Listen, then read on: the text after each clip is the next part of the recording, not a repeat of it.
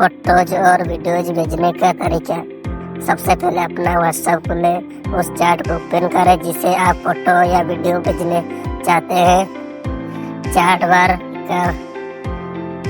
बार के पास नीचे दिए सेंड बटन पर टैप कर दें। डॉक्यूमेंट ऑप्शन को सिलेक्ट करें। अपने फोन से मोबाइल पीडीएफ वर्ड टीएक्सटी चुनें जिसे आप भेजने चाहते हैं। सेंड बटन पर क्लिक करके फाइल भेज दें।